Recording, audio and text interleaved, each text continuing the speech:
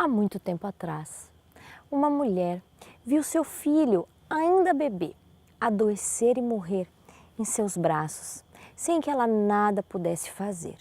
Então, muito desesperada, ela começou a sair pelas ruas, desesperada, pensando que alguém pudesse ajudá-la e procurando quem pudesse fazê-lo, mas não encontrou ninguém.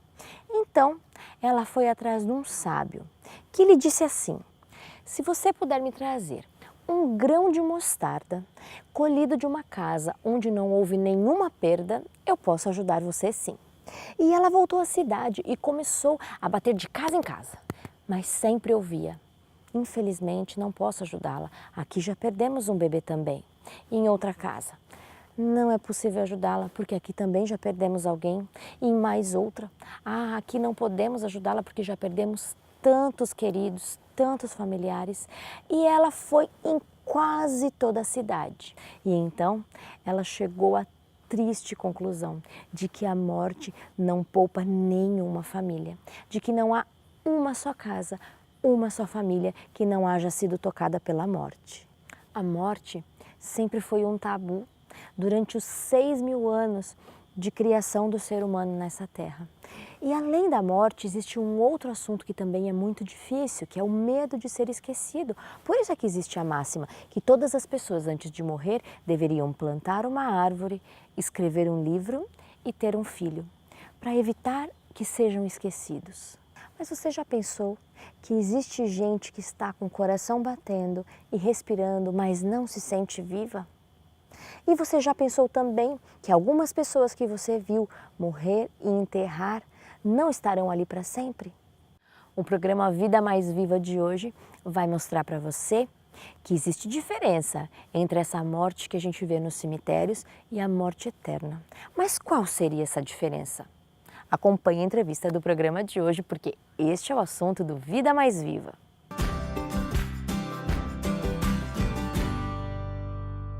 Bem-vindo, bem-vinda ao programa Vida Mais Viva.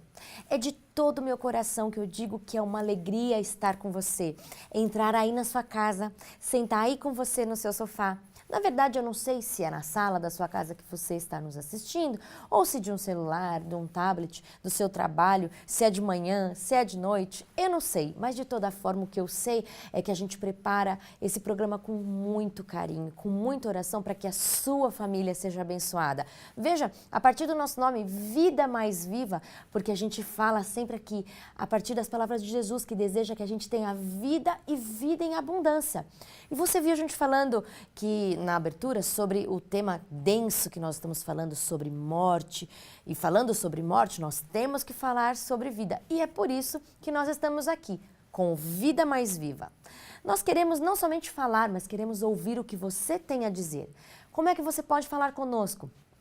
Você tem 3 mecanismos. Você pode entrar lá na nossa página do Facebook, curtir e comentar, deixar seu pedido de oração e sugestão. Você pode entrar também no canal do YouTube, inscrever-se e receber as atualizações e ajudar a compartilhar as boas notícias que a gente fala aqui. E também nós temos um blog na TV Novo Tempo, novotempo.com/Vida Mais Viva. Nós estamos lá e queremos ouvir você. Eu já gostaria de cumprimentar os meus amigos que fazem muito mais do que parte do programa Vida Mais Viva, Pastor Chaguri e Professor Muniz. Satisfação, doutora Mariana, muito bom estar aqui com vocês, trazer uma palavra de esperança, uma palavra viva, uma palavra que transforme a sua vida e da sua família. Satisfação sempre estar com vocês aqui. Esperamos que também esse programa seja um sopro de vida para todos nós. É uma bênção porque já tem sido na nossa vida, né?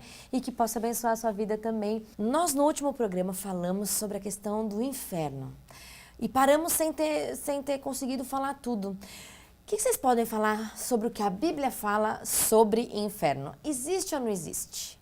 Então, o inferno na Bíblia não tem base, né? Não existe base bíblica para esta crença.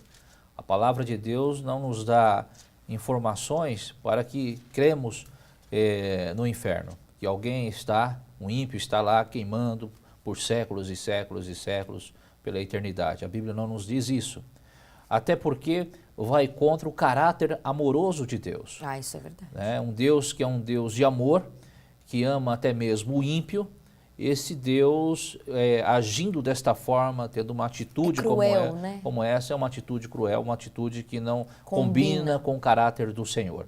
E a Bíblia nos traz alguns lances que quebram esse tipo de crença, esse tipo de doutrina.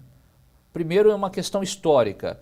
O paganismo acreditava e se praticava o sacrifício de crianças, de pessoas, queimando essas pessoas vivas, e era um tipo de culto. Deus, ele não se assemelha ao culto pagão. Deus não aceita isso.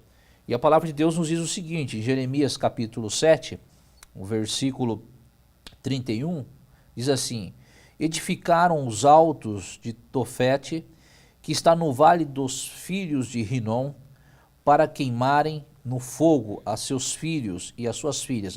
Aí Deus diz o seguinte: o que nunca ordenei e nem subiu ao meu coração. Então, quer dizer, não tem nada a ver comigo isso. Não, Deus, ele não aceita, essa crença não é uma crença bíblica. O inferno, na Bíblia, nós encontramos algumas palavras para descrever. Nós temos Hades, nós temos Gena, Sheol. Então, todas essas palavras, elas não condizem com a atitude de um ser estar queimando perenemente, eternamente. Existe ou não né? existe, professor Não Muniz? existe, né? Não existe, né? Inferno? É. Inferno, esse do Dante Alighieri, essa coisa herdada do paganismo, O não fogo existe. que arde. Isso não existe. Na verdade, olha, isso é uma boa notícia para o ser humano. Porque quem acredita na doutrina do tormento eterno, ele tem gerado, mas com certeza, seríssimos problemas de ordem psicossomática. Imagina o ser humano imaginando queimar por toda a eternidade. Isso significa que o universo nunca estaria purificado do mal, como a palavra de Deus diz. E que de uma forma a gente serviria por medo, não voluntariamente. Sim, né? a origem disso no seio do cristianismo resultou na catequese do medo. Claro. Ou você aceita ou você vai para o inferno. Logo no começo da Bíblia, após o pecado, ela normalmente ela passa batida. Ela passa sem que percebamos. Mas olha o que diz aqui. Gênesis 3, pós-pecado. Fez o Senhor vestimentas para eles, para Adão e sua mulher, e os vestiu. Verso 22 diz: então o Senhor Deus disse: eis que o homem se tornou como um de nós, conhecedor do bem e do mal. Assim, para que não estenda a mão e tome também da árvore da vida e coma, e por causa disso viva eternamente, no caso em pecado, o Senhor Deus, por isso, o lançou fora do jardim do Éden. Vamos lá, vamos raciocinar. Segundo Deus, o homem comeu da árvore da vida depois do pecado? Depois não. Não, porque se ele comesse, ele então seria um pecador imortal. Isso é uma E tragédia. Deus não Isso quis que isso sim. acontecesse. Como ele não comeu, logo ele ficou dentro daquilo que Deus disse: se comeres, certamente morrerás. Ele é um pecador mortal. Logo, inferno não existe. E interessante aqui notar que Judas 7 nos dá uma base para isso, né? Quando Judas usa o exemplo de Sodoma e Gomorra, como, que recebeu o fogo eterno. A crença pública evangélica nos diz o seguinte, que ou o homem, quando morre, ele vai para o céu ou vai para o inferno, né? Sim. Mas qual o sentido da ressurreição e da restauração do nosso planeta com a existência do inferno? Não tem sentido algum, né? Não existe sentido. Se perde o verdadeiro valor da restauração do homem, a restauração do mundo com a presença do inferno. Então, aí já colocamos por terra esta visão. E existe uma outra visão também, que é a visão católica, que se crê que o homem, quando morre, ou vai para o inferno, ou está no purgatório, ou purgatório, que é o meio, estágio né? intermediário entre o inferno e o céu, né? Por isso da missa do sétimo dia, porque acreditam-se que quando se reza a missa do sétimo dia, se essa pessoa está nesse estágio intermediário, existe a possibilidade de chegar ao paraíso, né? É outra crença também que perde o seu sentido real e seu valor bíblico, justamente porque qual o objetivo do paraíso se existe purgatório? Né? Claro. Qual o objetivo de restauração se existe um estágio intermediário? Se Cristo quebrou todos os estágios intermediários, né? Se Cristo é o único acesso para o céu, não existe outro acesso a não ser Cristo. E a decisão do meu destino é feita por mim em vida, não algo que alguém possa fazer por mim depois que eu morrer, não é? Sim, claro. Voltando a essa questão do inferno, porque isso perturba muita gente, hein? Sim, com certeza. Essa doutrina do tormento eterno, ela precisa ficar bem exposta como não bíblica. Ela não é bíblica. Com certeza. O que é eterno, como nós vimos rapidamente em outro programa, é a consequência, não a durabilidade do mal. Ok? O pastor citou muito bem, o Judas 7, Sodoma e Gomorra, colocadas como exemplo do fogo eterno, como exemplo de uma perenidade de sofrimento. Mas que não estão queimando Mas lá que não hoje estão em queimando, 2017. porque foi uma intervenção divina, logo o fogo foi eterno, porque eliminou para sempre aquelas cidades. Então, a eternidade para o ímpio será o aniquilamento, para sempre, no juízo final, não a sua perenidade no sofrimento. É por isso que, a essa altura desse programa, eu já convido você. Porque estando você no colo de Cristo, estando você com a sua vida entregue a Jesus, você está livre da morte eterna, isto é, consequência para sempre, inexistência para sempre, e terá a vida eterna, a eternidade com Ele. Esse é o desenho bíblico. Mais uma vez, tormento eterno não existe. Mas aí eu vou Você pode até contra-argumentar, pegar textos bíblicos, mas não tem base, né? Jesus eliminou a morte, eliminou o inferno. Mas aí eu pergunto para vocês. Pode falar. Seria contra até mesmo a graça de Deus, né? Sim. Porque a graça de Deus, ela é tanto para o justo, como para o injusto. Para o ímpio também, porque o ímpio será eliminado. Que é graça também. Que é graça. Porque imagine que graça seria essa de um ímpio ficar sofrendo eternamente. Para o ímpio... Você entendeu? Esse aspecto da graça, do amor de Deus, tanto pelo justo quanto pelo ímpio. O justo recebe a vida eterna. O ímpio é eliminado, não tem sentido um ímpio ficar sofrendo a eternidade. A graça é estendida ao ímpio também pelo fato de que ele também não seria feliz no céu. Ele não pode ser levado à força para um lugar onde ele não gostaria de estar, e também não seria graça ele sofrendo eternamente, concordam? Sim, claro. Então a graça de fato, ela é estendida ao justo muito, muito, muito, e também ao injusto, né? Sim, a morte de Cristo conquista o direito de acreditar perdão ao arrependido, mas conquista também o direito de eliminar o mal. Qual é a garantia que eu tenho de que depois que tudo isso acabar, o mal for eliminado, esse inferno de consequências eternas, mas não de sofrimento eterno existir, como a gente pode ter a garantia de que isso não vai acontecer novamente? De que alguém pode se rebelar novamente e tudo isso acontecer novamente? Você lembra daquele texto do profeta Naum que diz: e o mal não se levantará outra vez. Outra vez. Por quê?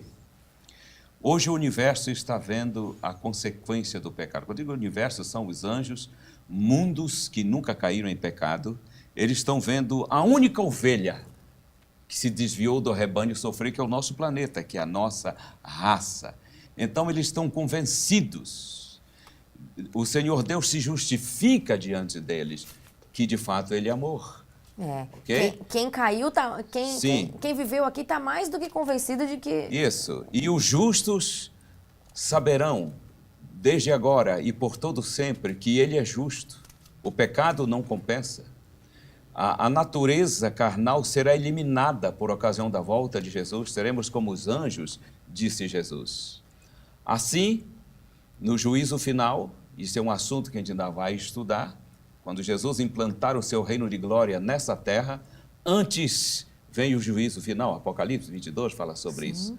Satanás, seus anjos e os ímpios reconhecerão que ele é verdadeiro e justo. Todo mundo, né? Toda a linha do juízo de Deus é para confirmar que Deus é amor. Estando assim, eliminado o demônio e seus anjos e os ímpios, ficarão aqueles que nunca caíram em pecado e a raça humana resgatada, então consolidadas na certeza de que Ele é amor e por toda a eternidade. Isso jamais será abalado. Amém. Essa é a segurança de que o mal não se levantará a segunda vez. Mais uma segunda vez. Eu te digo mais uma vez, pastor, quando resolvido o problema da Terra, o Senhor Deus continuará organizando planetas. Agora descobriram mais planetas aqui perto de nós, né? Para serem organizados. Haja luz, haja isso.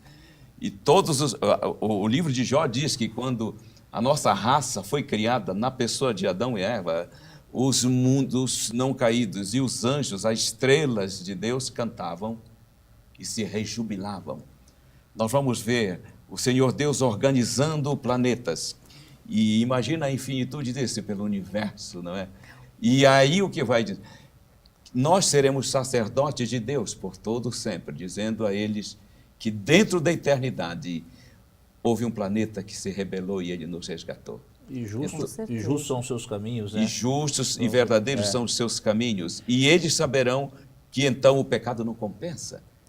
Essa é, doutora Mariana, a segurança de que o pecado nunca mais, não haverá mais um Lúcifer dentro da história, dentro da eternidade. A segurança também está na própria palavra de Deus. Os 2 primeiros capítulos da Bíblia desconhecem o pecado.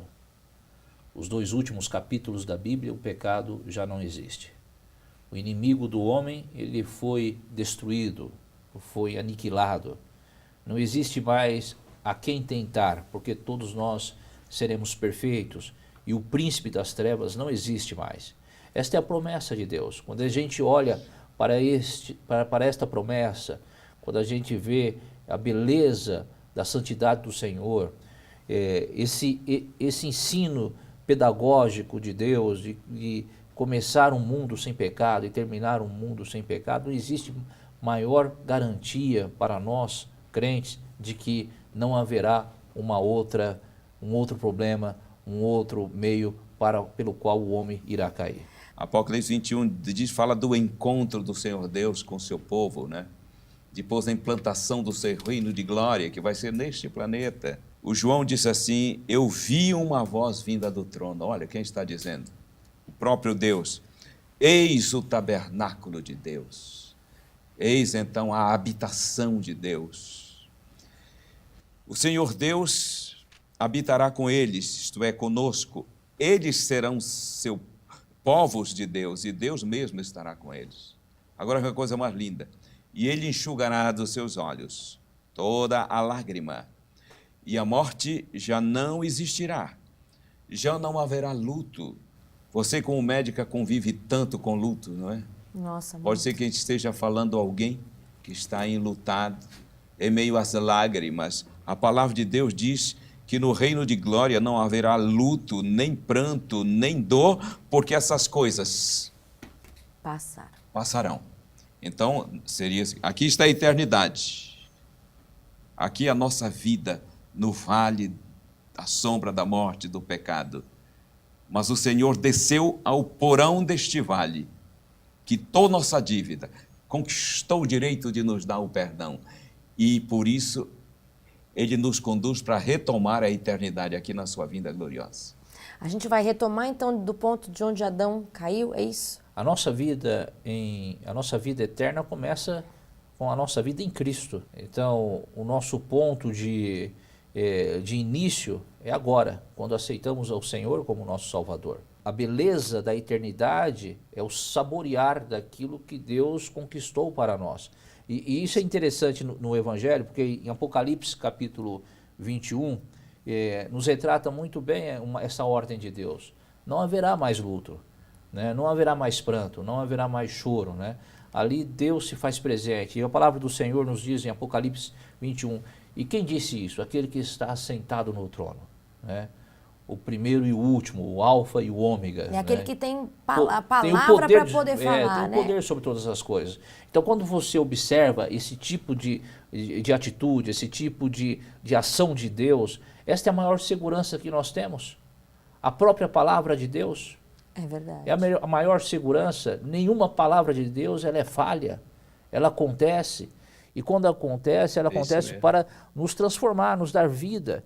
Observar, entender a palavra, aceitar a palavra de Deus é fundamental para que você tenha uma segurança futura. O que a Bíblia fala sobre alma? Porque a gente falou sobre as dúvidas que surgem, né? Talvez sobre o inferno, que a gente conseguiu explanar muito bem. Agora, uma outra dúvida que as pessoas têm é sobre alma. A gente tem uma alma ou a gente é uma alma? O que a Bíblia fala?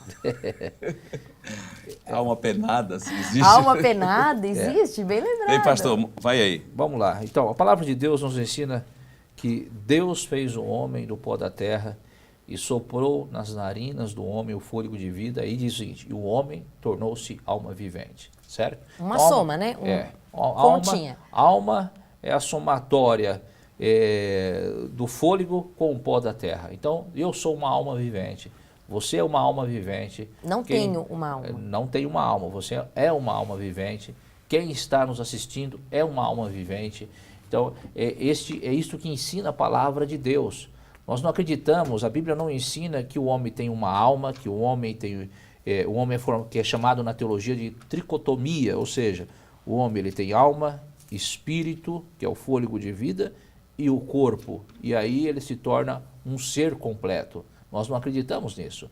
A palavra de Deus não ensina desta forma, porque a Bíblia é muito clara que no processo da criação, Deus usou apenas dois componentes, o pó e o fôlego. E o fôlego.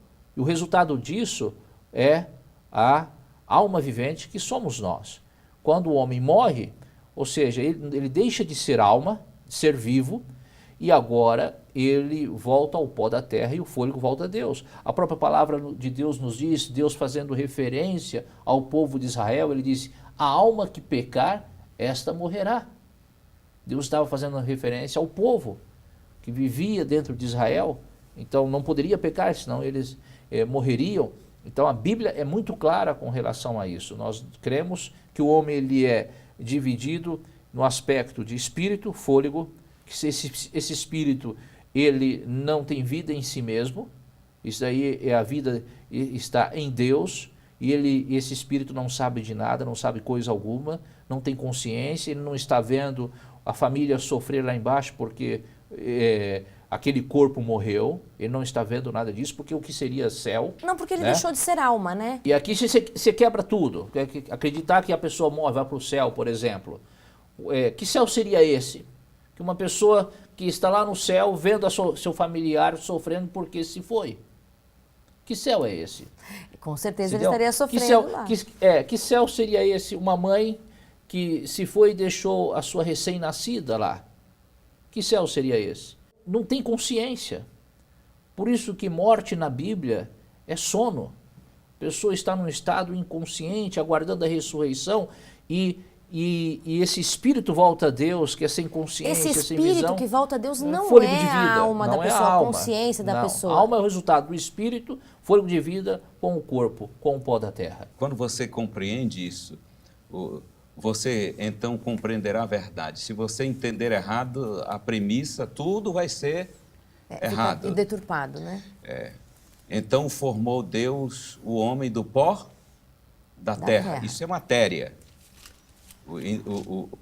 Ainda não existia senão matéria. Ele sopra em suas narinas o fôlego de vida, a sua vida. E então o homem torna-se, passou a ser, a Bíblia diz, passou a ser alma vivente. Toda a dificuldade está em compreender ser ou ter. A palavra de Deus não disse, e soprou o Senhor Deus em suas narinas o fôlego de vida e o homem passou a ter uma alma. Não, ela diz, o homem passou a ser, isto é, ele é a alma vivente após junção da matéria com fôlego de vida. Então, pode ser até frustrante para você, mas se agarre à palavra de Deus, você não tem uma alma. Não existe uma entidade que após a morte vaga por aí ou vai para o céu. Isso não existe. O que existe é você, alma. A alma é você. Quando a Bíblia está descrevendo a saída do povo do Egito, ela diz, tantas almas saíram. Alma é você. E não é penada, é justificado em Cristo Jesus. Ok, isso nós estamos deixando bem claro nesse bloco, nesse programa. Por quê? Quando eu entendo que eu tenho uma alma, eu posso correr no risco, não no risco, eu posso correr, eu posso me jogar no tobogã da perdição eterna. Porque vem a promessa então, se você tem uma alma, se nessa vida não deu certo, na próxima pode dar. Você vai reencarnando até chegar na luz superior. Isso não existe. Para nós cristãos, de um modo geral, se não existe uma alma... De uma certa forma, seria então você merecendo. E não é isso, E não é isso, E qual seria o sentido da ressurreição se quem morreu já está no céu? Parou para pensar nisso? Porque a Bíblia, em 1 Tessalonicenses capítulo 4, nos diz o seguinte aqui, olha... Pois o mesmo Senhor descerá do céu com grande brado, a voz do arcanjo, ao som da trombeta de Deus, e os que morreram em Cristo ressurgirão primeiro. Isso, que nós, agora, os que ficarmos vivos para a vinda do Senhor, não precederemos os que dormem. Isto é, os vivos não irão para o céu antes dos que dormem. Por quê? Porque os que dormem não foram antes de nós. Com o Senhor lá ainda. Isso. Entendeu? Não tem ninguém com o Senhor, a não ser aqueles que já ressuscitaram, Moisés Elias e Elias. outros que a gente pode falar depois. Mas esta é a mensagem do Senhor para nós. A volta de Jesus e a ressurreição do E Jesus. o nosso assim tempo seja. acabou e a gente ainda tem tanta coisa para falar, mas ainda bem que a semana que vem a gente vai poder estar juntos e a gente vai partir da seguinte pergunta: existe ou não existe vida após a morte? Isso. Vamos lá. Nós Tema vamos bom, responder isso no maravilhoso. próximo Excelente programa. tema. Muito bom. Bom estar com vocês. E para você eu faço a mesma pergunta: existe ou não existe vida após a morte? Tem gente por aqui falando que sim. Para você saber se existe ou não, precisa ficar com a gente no próximo programa. Fique com Deus e até lá.